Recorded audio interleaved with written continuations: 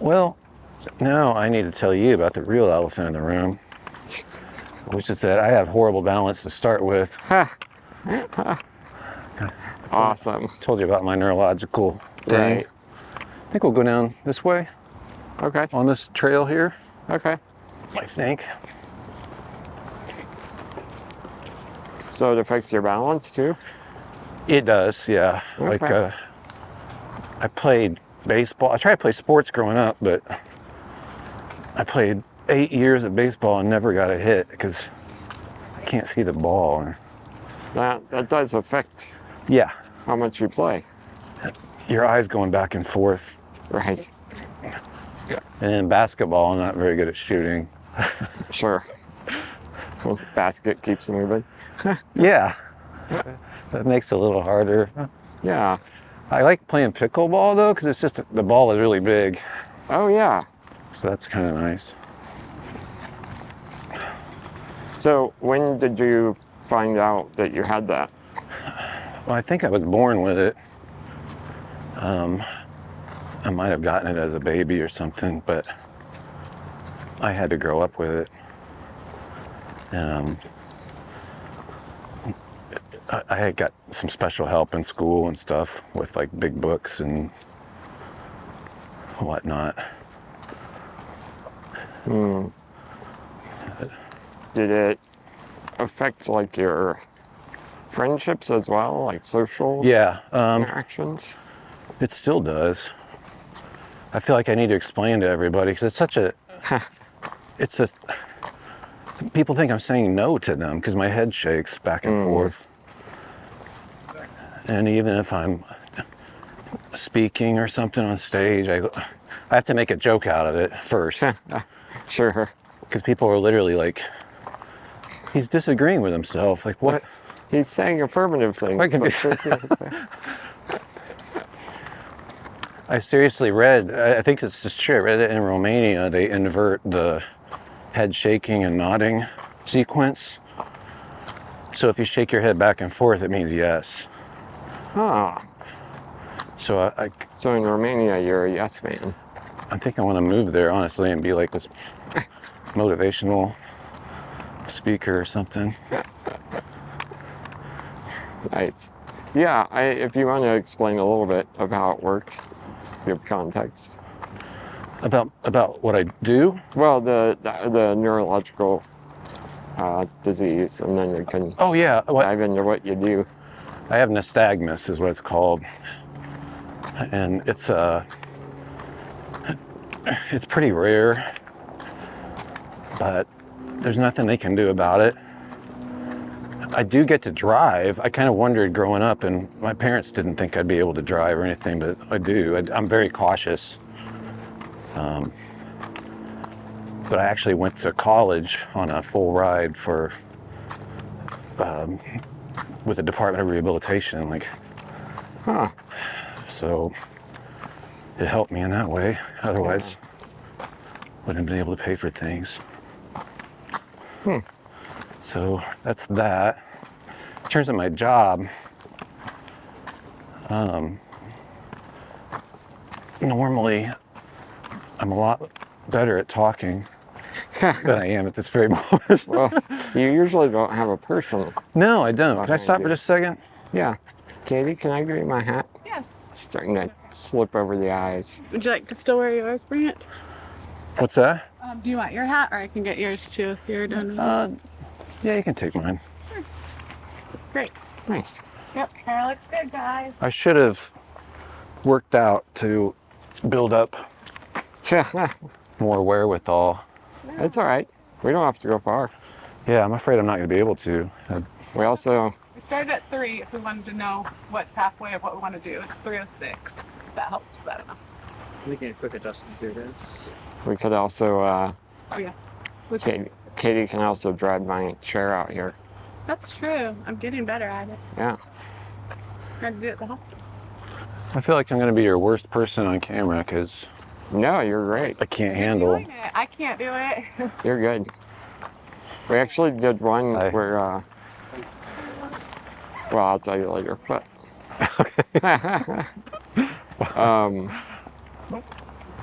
So yeah, so you do radio. I do radio, and it's on a lot of stations, but they're Christian radio stations. And then I started writing books several years ago, and that's gone way better than I ever thought it would or could. And I honestly don't think I'm a great writer per se. I think you're a great writer. Thanks. Well, By the way, thank you. Katie and I enjoy your books. I asked God to help me have stuff to say. And I think He's been really kind to me. I know He has. And each time I write something, or each time I go on the air, I feel like, okay, I'm out of things to say. But I ask Him to give me stuff to say. And here I'm on my 6th or 7th book now. Wow. How did you get into writing books? Like, what was kind of the kickoff of that? You know what? And I think this is really helpful for people. I read Seth Godin's book called Lynchpin, and he was talking about how there's a lot of people that want to write. And I thought, yeah, I could write. I want to write a book, but I never did. And I would kick myself for it. Like, why didn't you ever write a book? But fact is, Seth Godin says most people are too perfectionistic to ever get anything done. Yeah. And if you would just let yourself do something mediocre, at least you finished it. Yeah. And he said about his own writing. He's like, I'm not a great writer, but look, I've sold a lot of books. I get them done at least. Yeah. It's better to finish something mediocre than to never get anything done. So I literally went to a coffee shop and said, I'm not getting up from this chair with my laptop to get another coffee. I'm not going to the bathroom. I'm going to write a chapter. No matter how terrible it is, I'm going to finish a terrible chapter. And I didn't even have a topic in mind. There's going to be words on the screen. Yeah. But I'm going to finish it, and I'm going to do it again next week. I'm going to have 2 chapters. I'm going to send them to a publisher just so I can say, hey, I tried. And I genuinely did not expect anything. But I sat down and started writing about anger. We're at a fork in the road. Yeah. We could stay on the Reese Boulevard Trail. Okay. Is that what it says? Yes. So you wrote about anger. Yeah. So I wrote 2 chapters. Not particularly good, in my view, but I sent it off to a publisher, HarperCollins. And they were like, we like it. Do you have an outline? I was like, sure. I'll get you that. Give me a couple days. Yeah. Yeah. And that was the first book, Unoffendable.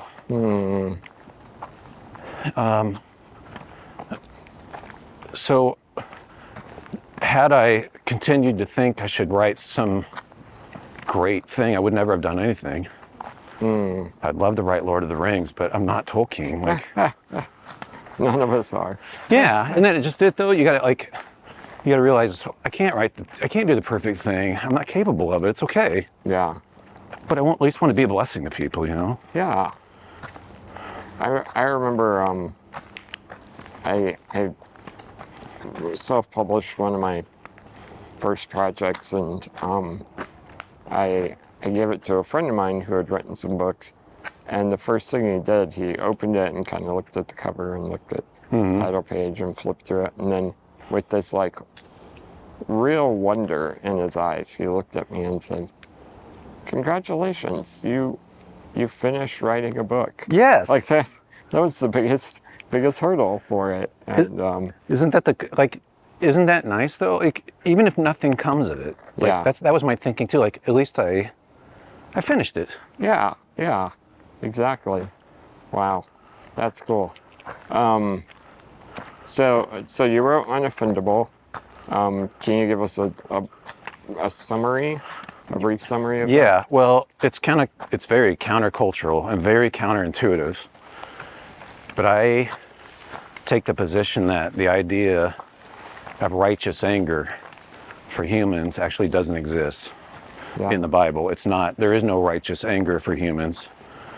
And again, that's most people, 90% think that's bonkers. Like, what are you talking about? But, so I spend the first couple chapters making the case that it's actually not biblical. Our anger is not righteous, God's is. There's no human righteous anger in the Bible. And then I flesh it out, like what that looks like. What if we lived in a way where we were just forgiving by default? It's a way of life. You start the day and you're like, I'm not going to be shocked by the condition of the world again, or by the behavior of these people again. Nothing new here. Nothing new. Somebody cuts me off in traffic. Why would I get angry about this? I want to become a different sort of person. And so over time, you can become someone who's largely unoffendable. You're not living a life of anger anymore. You're forgiving people as a way of life.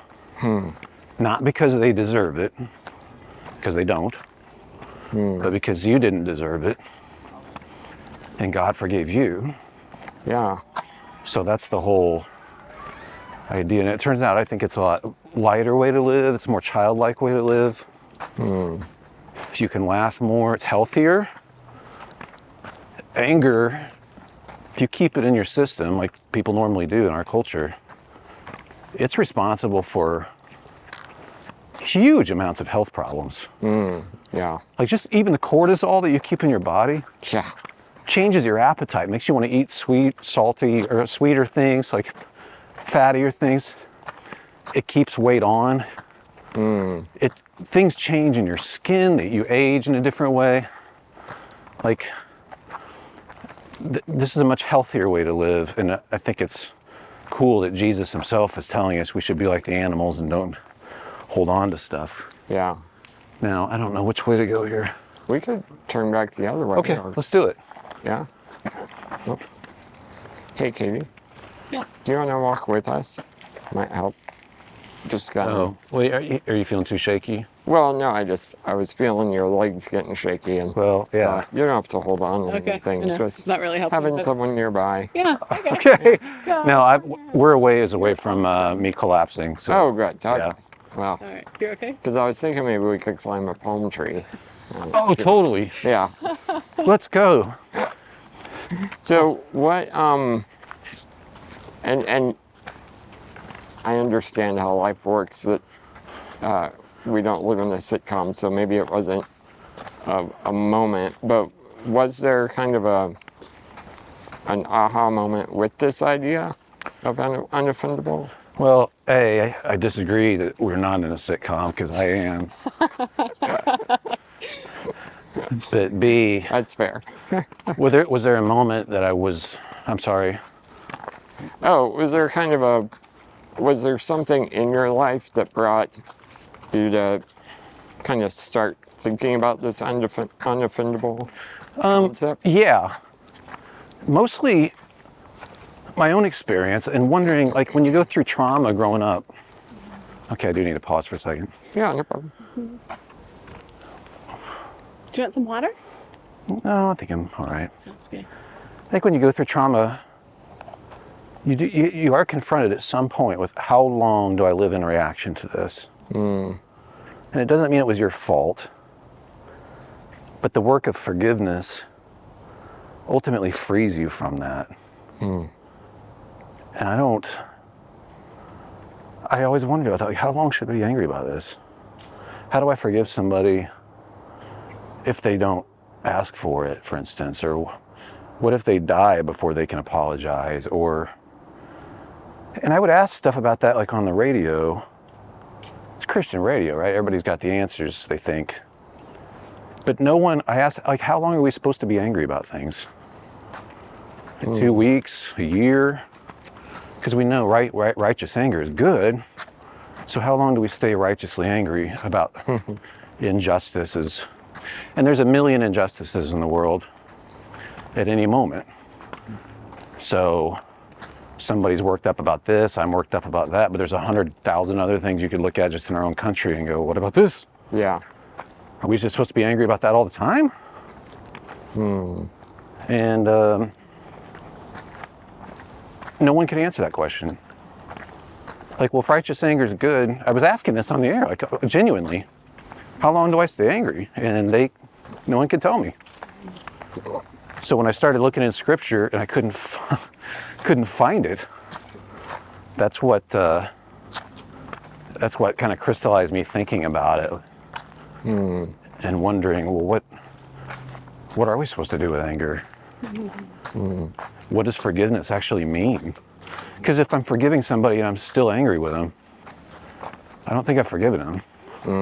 I think it's the very release of your right to anger that is forgiveness. So, I think I need to take a break. You're good.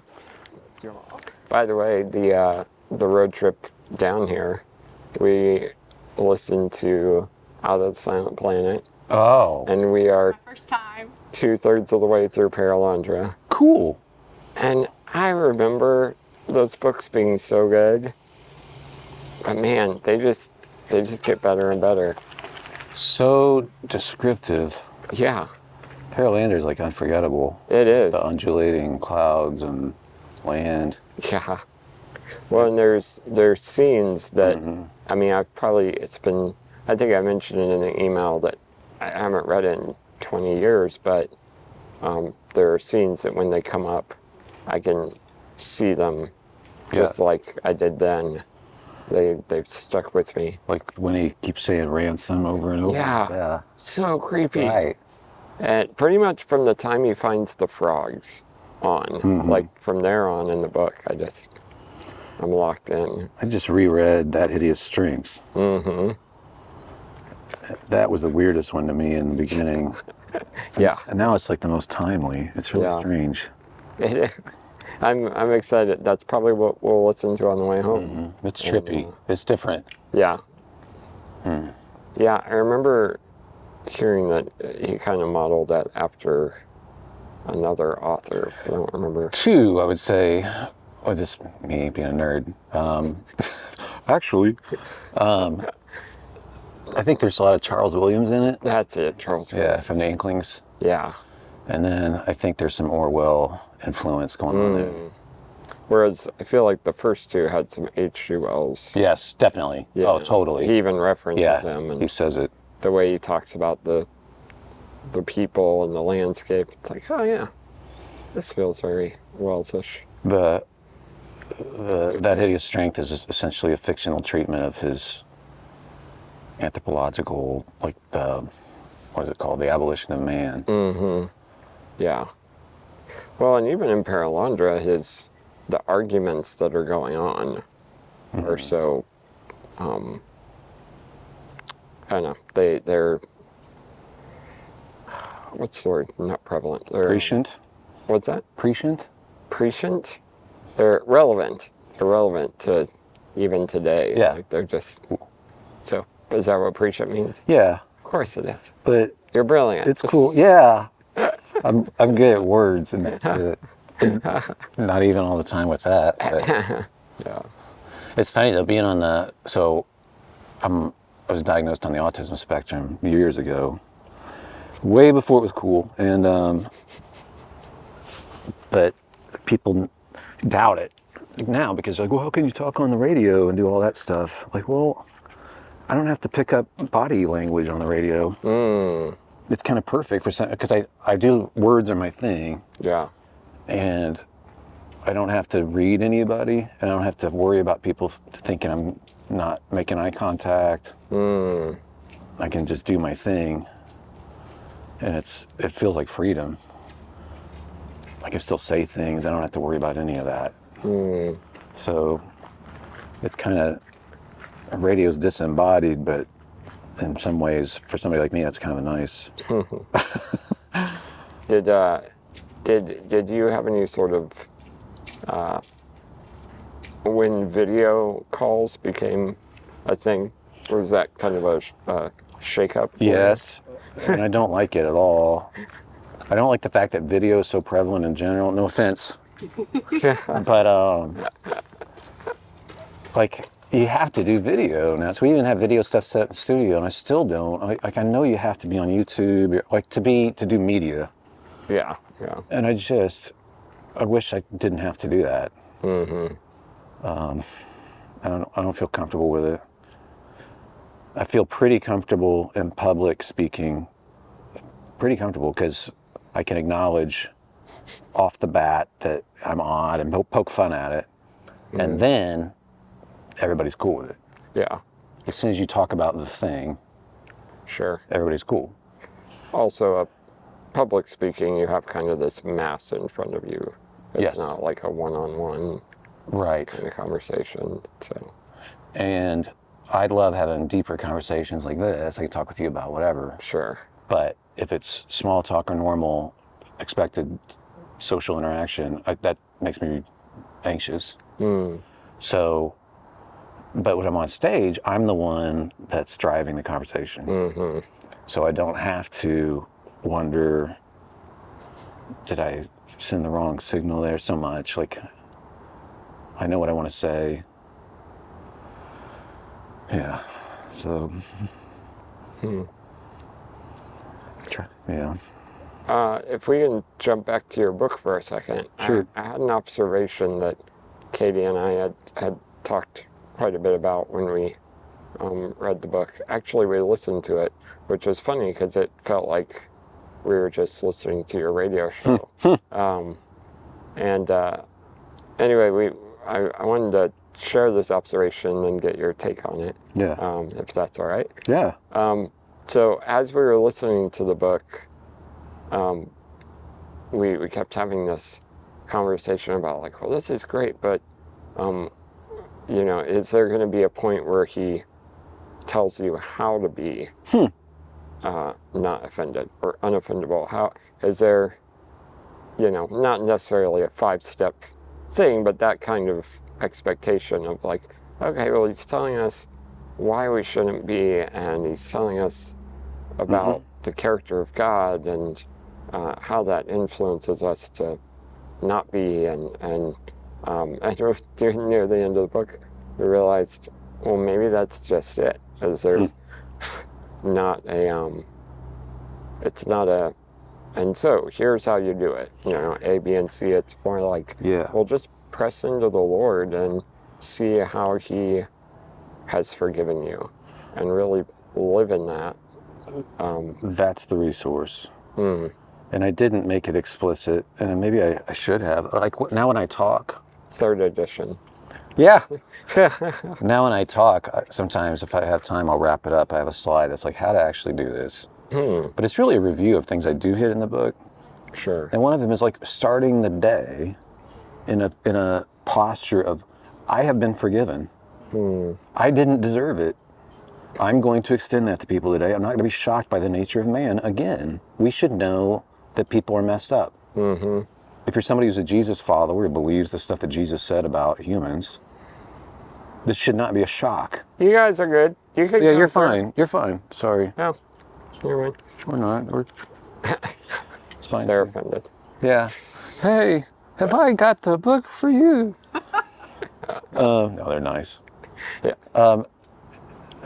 Understanding you don't know other people's motives. You don't even know your own motives. Like there's things in it. So reviewing that, like start the day with that sort of a posture.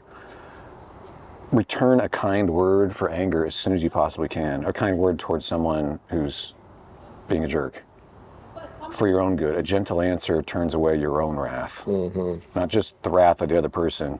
When you hear yourself responding gently, actually do pray for your enemies. This will change your heart in an instant. Like as soon as you do it. Yeah. It's hard, yeah, but like unforgiveness is harder.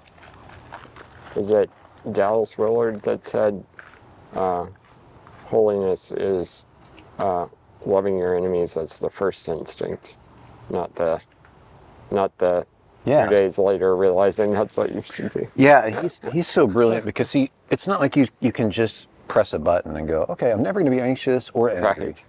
But it isn't unrealistic to become a different sort of person who is not given to anxiety or anger.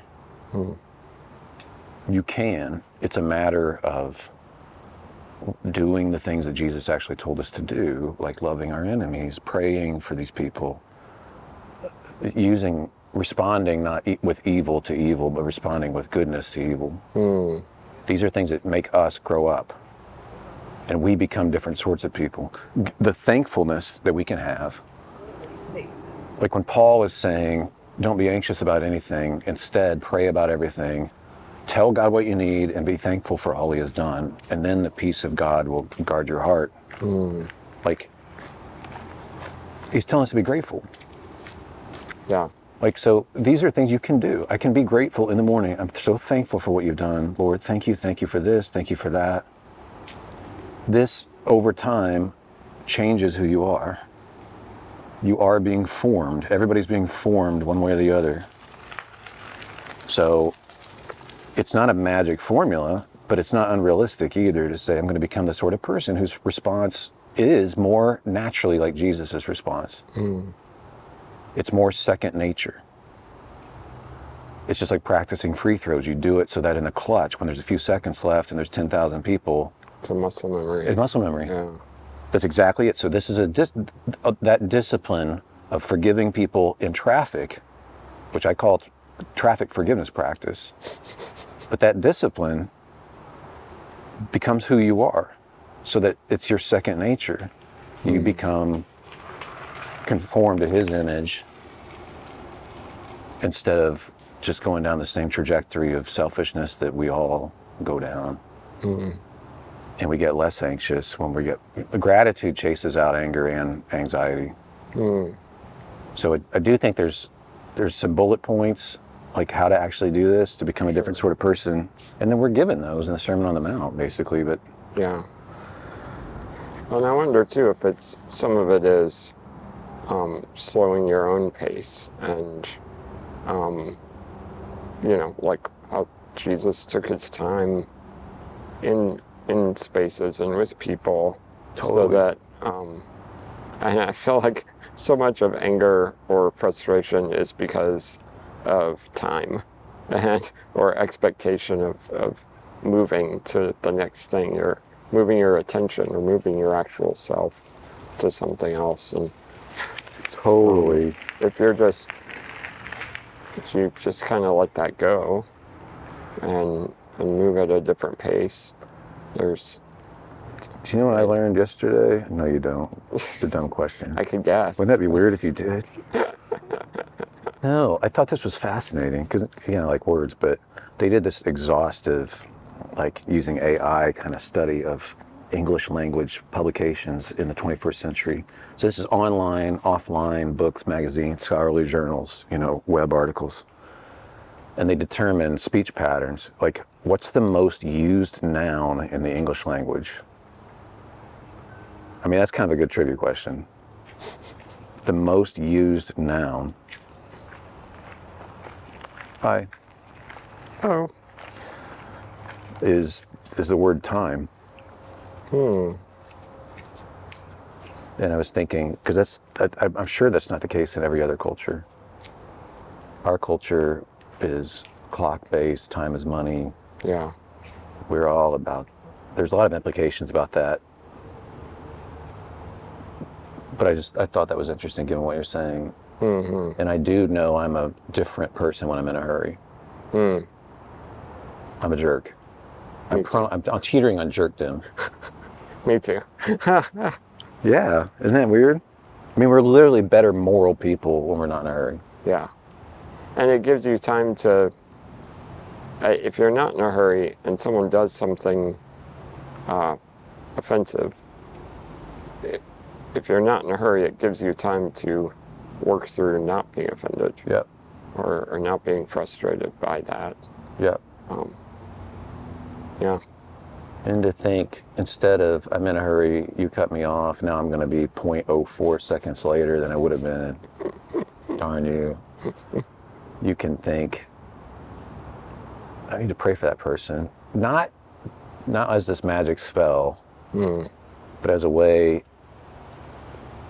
to be a blessing to that person, but also change my heart. So that I become that sort of person that when someone cuts me off, it just doesn't faze me. I also now have the DC Talk song, Time is Ticking Away, in my head. Tick, tick, tickety tock, tick tock, tick. Exactly. Yeah. So, what was going through my mind the other day? You know what's a great song? Totally underrated. I think it's maybe the best like CCM song of all time. Wow. All right. On Hold okay, on. yeah, I'll brace myself. yeah. It's Just Between You and Me by DC Talk. Oh yeah, just between you and me, I got something to say. Gonna Get set it straight before the sun goes down. Yeah, Yeah, I think it's melodically it's because of that line. The sun Yeah. goes down. it's good. But then content-wise, yeah. The lyrics are mature. Mm-hmm. It made top 40 radio with that sort of maturity about I need to rethink and apologize and repent. Like, how good does a song have to be with that? Nobody does that. Yeah. The other thing was the production was so good. A little bit ahead, like it was right on time. It was like, it sounded like Seal, kind of. It was right Yeah. about the same. That's true. So good. Yeah. Wow. Underrated. That's good. And then Ha Ha Heaven Bound, of course, is number 2. So, How long is the list that you have? just 2 songs. Oh, okay. 2 DC Talk songs. Just 2 TC Talks. And then the rest is all Rich Mullins. Yeah.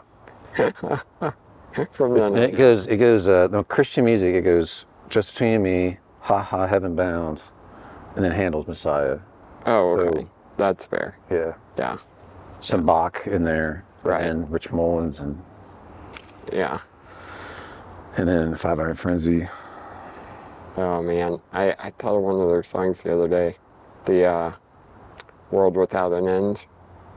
That was on one of their later albums, but in the soundless awe and wonder, words fall short to hope again. Man, so good. Did you ever listen to Reliant K? Uh-huh. Yeah, I think that was prime youth group time for me. You know, I think youth group also mission trips. way more intelligent than the usual stuff. Yeah. Like his songwriting. When you can fit proverbial into a song. Proverbial Sunrise. Yeah. Coming up over the Pacific. So it is proverbial. It It is. should be coming up over the, like, should be setting on the Pacific. Yeah. Pacific. Huh. Yeah, see what he did there? And then his song Deathbed, did you ever hear that? Yeah. Is that the one with John Foreman? Yeah. Coming in as like the voice of Jesus. Yeah. Is that why you like it? Yeah. Well, I mean, the whole arc of the whole thing Yeah. Yeah. is so remarkable. It's the story, and then the sweetness of even the notes that John is singing and the lyrics that he's singing. It's like, yeah, that was Chef's Kiss, perfect. It's really good. Well, I know we talked a lot about your one book, but you've written other books. Yeah. Can you give us a overview of what those have been about? Because I've written a book, and I know that you put the one book out, and people assume you're going to write about the same thing forever, but you haven't done that. No. And wouldn't it be ironic if I was like angry that you haven't read all these other books yet? I mean, No. I almost want to do it just for the irony of it, just for the high comedy. Well, to be fair, I asked you which book I should read first. Oh, did I? Okay, And good. you All right, told me all right. to read Unoffendable. All right, good. All right, good. So I read it and then thought I would test you by not reading any more Good, good. books. Well done, sir. The second book is called Blessed Are the Misfits, and it is different. It's a very different book. It's a little more memoirish, but not too much memoir. But it's about not feeling God around. And I even started with that, like, hey, do you know that feeling when you can just feel God's arms around you and you know he's super close? And I was like, I don't. And I know that upsets people and they think something's wrong with you, but that's what the book's about. Like, my feelings, my emotions do not dictate God's presence in my life. They will come and go, and they might go for decades. But that doesn't mean he's not with me. And like David even talks to his emotions in Psalms. Like, why are you so downcast, O my soul? Put your trust in God. Like, your emotions are not the truth. Yeah. They can be helpful, but they're not the truth. And then you can look at your background, or I can look at my background and go, well, of course that's why I feel that way. Like, what? You go through this or that. Or I'm a highly analytical person. Like, I know a lot of highly analytical people that think something's wrong with them, and they even will just leave the faith because they're like, I don't get it. I'm not feeling this. Everybody else is in this worship service and they're having this emotional moment, but I don't get it. In fact, I don't even know if this is real, because I can go to a secular concert and people are putting their hands up, and like, what? Yeah. As a musician, you're like, yeah, I know how to get people to throw their hands up. I'll do the chorus, or lightly, and then go back to the verse thing and do the chorus again. I'll drop out. We'll modulate up, and then do the chorus again with the with the drums dropping out, and the drums will come back in, and then everybody will throw their, like, we know this. Yeah. You can do that speaking too. You can model a speaking presentation after a song, essentially, where you tear down and build it back up, and then retrieve the theme that you raised earlier, and then come back and at the end, and then nail it home. And people will be like, that just hit me. But I'm like, but I know how to make that happen. So as a skeptic, you kind of wonder, and I went through all of that, like, what's real here? And I think the good news is that his faithfulness does not depend on my emotions. And so that book's about welcoming people who feel like they're spiritual strugglers, and maybe God made you that way for a reason, and you can still grow and get to know him more. And maybe spirituality is not emotional. Maybe it's not emotion. Maybe it's about faithfulness and loyalty. Yeah. And when I talk to guys about that in particular, a lot of them feel like if they're married, they feel like, I'm a spiritual loser, my wife is all spiritual. I'm like, maybe not. Because what God wants from us is our loyalty. If you can be loyal without the emotional payoff, you just have to do that out of love. So keep going. So that's that book. And then I wrote a book called The Truth About Us, which is about, sorry if this is boring too, I realize I've been talking too long. No, this is great. It's about how we fool ourselves. All these cognitive biases we're all beset with. We all think we're good people. Each person thinks they're good. We're justification machines. We're self-delusional. And if you talk to social psychologists, they don't have to be Christians. They'll totally agree with that. Daniel Kahneman won a Nobel Prize, and his entire thesis is, we're so delusional about our moral goodness, it's hopeless. Everybody thinks they're great. Our ability to rationalize is off the charts. And then I kind of show how Jesus is a genius. Like, he's the one saying, none of you are good. And if just one of you will repent, just one person, one of this whole group would humble themselves and admit they're wrong, all of heaven will throw a party. I mean, he literally says that. And we don't want to rethink. But we're wrong so often, and we even remember things wrong so much more than we know. And so I cite a lot of studies. I tried to take like a Malcolm Gladwell approach, like bringing together some different studies to show the depth of our ability to rationalize and think we're right in the face of the truth. So that's that book. And then the next one was called The Men We Need, and that's about masculinity. And trying to give guys a vision for what actual masculinity is, I think. Take a break. No, you're good. The microphone. Yeah. Adjust it. Oh, my. The place. Hitting it? Yeah. It's just. Can you help me with that? Sorry. Oh, you're fine. So good. Can't wait to read your other book. Oh, I think Also, The book entitled Scratch, Scratch, Scratch, We Need. It's just. we need. Sorry, Katie. oh, no, it's okay. Thanks. I'll wait till after the interview. No, go ahead.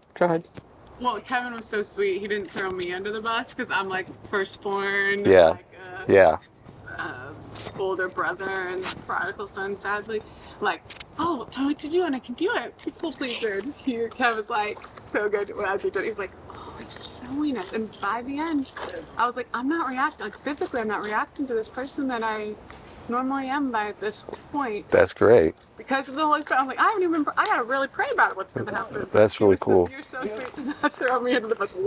That's so sweet. That's really cool. He was able to like see what you were doing and building, and that was better because it's a heart. It's not a checklist. It was better Yeah. how you did it.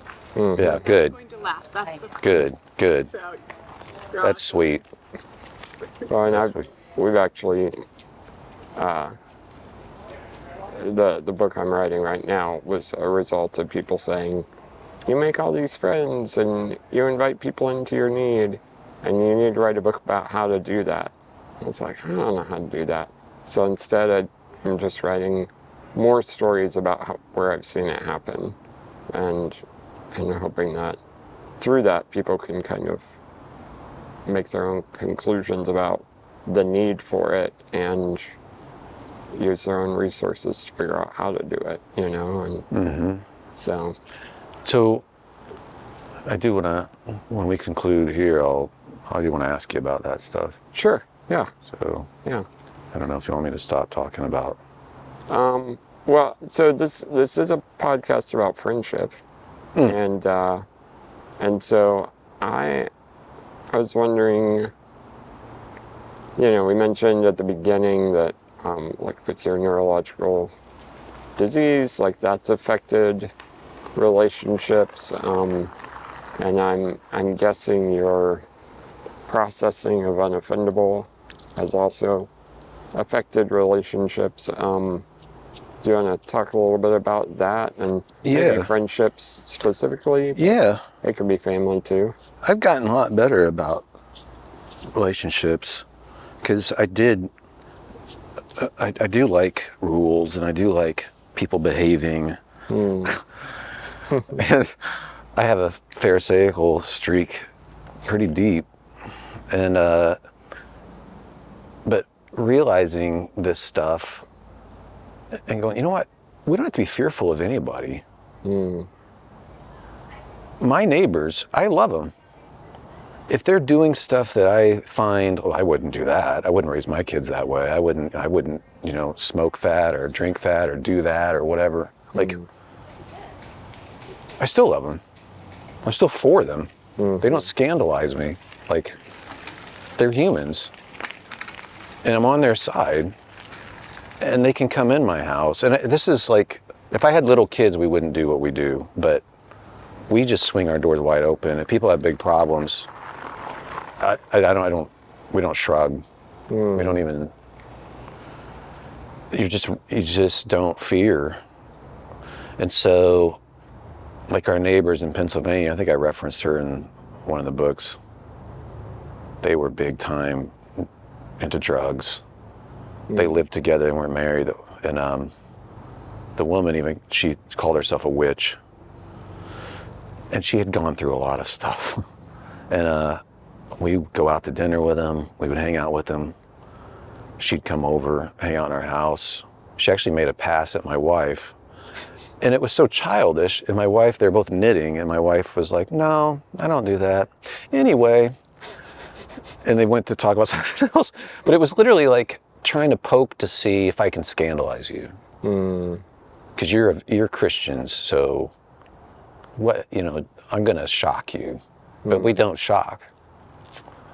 And one day, here's this woman is a witch, she hates Christians, blah, blah, blah, blah, blah, but she clearly enjoys being around us. We were leaving to go to Panera or something. We got to the car. We live on the street. Like, there's no front. It's just a stoop. And they're next door. She's crying, this woman, on the sidewalk. And I got in the car. Carolyn's like, I'll go see what's going on. And she goes over to talk to her. And I'm just watching from the car. And they're standing there talking. It's wintertime, like maybe about 5 p.m., so it's dusk. And then I see them hug. And then Carolyn comes walking back to the car and she's crying. And she said, I'll call her Molly, this lady's name. She said that her boyfriend, this older guy, had a heart attack and he may not make it. He's in the hospital right now. And she said, I asked her, is it okay if I pray for you? And she said, please. And so Carolyn prayed for her and they hugged. But it's like, you don't get that if you are scandalized. So we just come in learning this, again, as the kids are out of the house, that we can be pretty crazy about people. And I know everybody's broken anyway, so I'm not gonna be shocked. And they know who we are. So anyway, that whole attitude has helped me a lot. So people now find me weirdly tolerant of everybody, way more tolerant than they are, because they get bugged by each other up and down the street. Yeah. But I'm like, no, I like that guy, I like her. And our house is the place that people can come and hang out. Yeah. And it's kind of weird. We're the weird Christians. We're the nicest Yeah. place to be, and the most fun, Yeah. because we're not all like angry and Yeah. bitter. So it's different. How did you see it affect like long-term friendships, like guys that you've known your whole life? That may be more subtle, but We've moved around a lot, so a lot of that's from a distance. I do think it's more subtle. I don't want to throw anything away unless, I don't want to. Unless somebody just showed themselves. I've had one incident which is untrustworthy, like over and over and over and over, like up to no good. And so the unoffendable thing is I have to forgive this guy, but it doesn't mean I have to be pals with him the rest of my life. Like you can have boundaries and still love people. So, yeah, I don't know if that's a good answer or not. yeah. That's great. Well, thanks. Yeah. I feel boring. I hope I'm not boring. I feel boring. You're not boring at all. Good. You're great. What's the craziest adventure you've ever been on? I know you've traveled a lot. Whoa. And you've traveled with a Luke like I travel with a Luke. Yes, we both have Luke videographer friends. Yeah. So Luke was not on this trip. I've been to Afghanistan, I think 3 times with Luke. Those were crazy trips.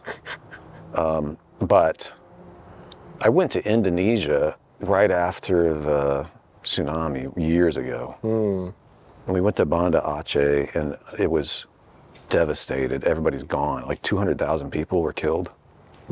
So it's just leveled. There's nothing there. And we showed up and this group I didn't realize I was working with was pretty rad. Hi. So rad that they're making me use the word rad, which I'd never say until now. But it was a closed off Muslim province, Aceh province. But they let Westerners in to help with the tsunami, and these guys were Christians and very upfront about it. And it was not, they threatened to kill us. They threatened to slit our throats. And I didn't know what was going on. That was the threat that I got on the way in. They threatened through the media and they singled out our group. There's only 8 people in the group. I'm like, and that's the group I'm joining up with. And sure enough, Are we resting? we are. Let me tell you what. Good plan. So the guy who was in charge of the group was like, I'm okay getting martyred. You know, I'm ready for this. And I was like, well, I didn't know that we were trying to get martyred. He's like, no, it's to the glory of God if we get martyred. Like, I got 2 little kids and I wasn't thinking that. Like, I could see where you're going with that, but like, and there's a couple of ladies in our group who had just come over and they didn't know that either. And they were scared. And he said, well, if you don't like it, good luck finding your way out of here. We were in the jungle. And so literally I had no way home.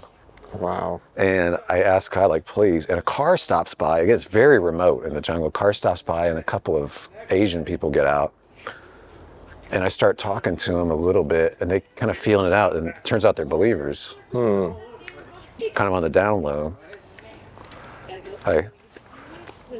So I told them, I don't have any transportation. I don't know how to get back to the city. I don't have a plane ticket. Can you help? And it turns out they were from Singapore and they were believers. And like 2 days later, they stopped by and they had plane tickets for me and the ladies too. Like one lady had to get a flight out with Samaritans, but we're all just trying to get out of there before they kill us. Sure. Because they were baiting it. Wow. And so that was sweet. That was nice to get out of there. And yeah, I also had a motorcycle accident that trip too, which was spectacularly stupid on my part. So if they had just left you to your own devices, they might have taken care of you for them. Yeah. So, like, just give them another motorcycle. It'll be fine. You're exactly right. I hit a parked truck on the motorcycle in front of a crowd. Oh. Did I mention my balance problems? That's the last time I've been on a motorcycle, by the way. I think that would be the last time I would be on a motorcycle too. Yeah. Yeah. Oh man. That's awesome. So that was a weird trip. Well, I must say, it's really actually really nice sitting here It is. and just chilling. I'm sorry I couldn't carry any further. I feel bad. You carried me pretty far. I mean, we can't see the car. That's pretty far. That's pretty far. Yeah. Plus, there's a row of trees. I think cars are just okay. But I know it's fine. It's just over there. It's fine. Oh, I usually start by saying where we are, yeah, but this is the end. We're in Jupiter, Florida. Riverbend Park. Where do you come here? You said you kayak here. Yeah. It's a beautiful little river. And this is where my daughter got married, our daughter. And it was a picture-perfect day like this. It was beautiful. And it was the day before the world shut down for COVID. The lockdown started. It was on a Sunday. And then the next day everything shut down. But it was a picture-perfect, beautiful day. And walking your daughter, I feel like I did a pretty good job. I held it together, I think, down the aisle. Do you remember the song Butterfly Kisses? Oh yeah. I hate that song. I hate it. They would play it at daddy-daughter dates, like dances growing up. Like you guys, it's like a nuclear bomb emotionally. Like, stop it. Is it Bob Carlisle? Yeah. Yeah. But then you're getting ready to actually walk your daughter down the thing, and she's beautiful and all that, and the sun's dappling through the woods, and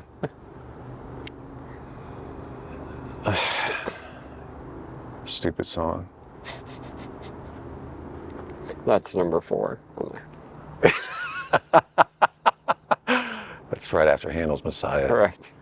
Stryper, we got to get Stryper in here somewhere. Oh yeah. You're probably too young for Stryper. Well, okay, so my context of Stryper is when Five Iron Frenzy covered To Hell with the Devil. That was the extent of my experience. So. Yeah, you missed it. Sorry. That's all right. I feel like I've just failed you. No, I knew you'd be person. too young to really have been into. I was really into it. Yeah. Yeah, even though it's kind of out of my idiom, I wanted it to be. Everybody listened to heavy metal in high school, and I wanted. You're like, Stryper's my guy. Yeah. Tried to be cool. That's all right. I remember in high school, my best friend Danny and I hung out with all the like goth and metalhead skater kids, and they all listened to the secular metal and punk rock stuff. And I was like, I've got Mm-hmm. Goaty Hook. It's just as good. Fire and Frenzy. I promise it's great.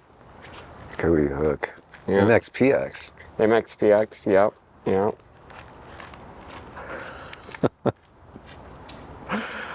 Did you ever listen to, maybe you missed this, but holy cow, Family Force 5? Oh yeah. I mean, yeah. My college roommate, it was his ringtone. Oh my gosh. I don't remember which song. Love Addict and Country Gentleman. And Yeah. I played my accordion on stage with him. That's kind of his highlight. Nice. Brush with Greatness. Yeah. Yeah. You're on Olympus there. And a fun fact, I just happened to think of it at the time. So they were getting ready to play here in South Florida. And they have a song, well, it's in Country Gentleman. They make fun of Scott Stapp from Creed.